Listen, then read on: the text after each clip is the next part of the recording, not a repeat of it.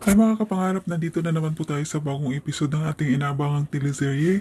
Abot kamay na pangarap, ang nakaraan, naging okay sila Doc RJ at Annalyn at nahuli ni Doc Carlos na sinusundan siya ni Lynette at Giselle at ihatid sana ni Doc RJ si Annalyn pero pagpunta nila dun sa car park nang may nakasalubong silang buntis na babae at mga anak na ito.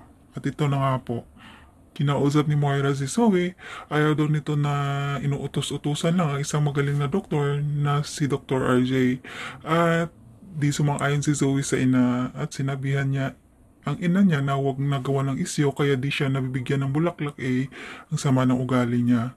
Buong support ni Zoe sa daddy niya.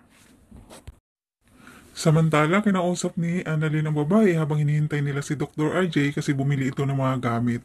Maya-maya dumating si Dr. RJ at dala nito ang mga pinamili at tinulungan si Annalyn at siya na ang naging assistant nito at siya pa mismo ang pinaputol ni Annalyn ng cords sa pusod ng baby at nag-alangan sana siya.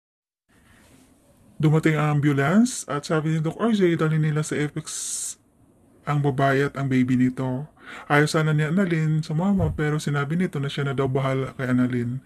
Pagdating sa FX, inasikaso ng ibang nurse at staff ang pasyente at kulat ang mga close friend ni Annalyn ba't siya nandun at baka daw maabutan siya nila Moira at Zoe. Siguradong malaking gulo ang aabutin nito.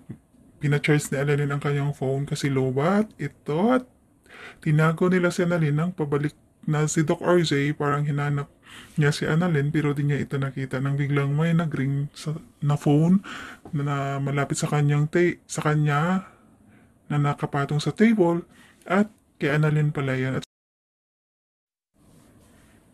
sinabi nito ang nangyari at kunento lahat-lahat pero di kumbinsido si Lynette kaya pupunta ito sa FX. Biglang dating ni Zoe at para makaiwas niyaya ni Doc RJ sa labas lamang daw sila magkwentuhan. Dumating si Lynette galit na galit at hinanap ang anak kay RJ at nagtalo sila kasi tinanggi ni at Doc RJ na doon si Annalyn at nakausap ito ni Lynette. Tamang pagdating ni Moira at nagtalo sila at pinaalis sina Lynette at Aling Susan.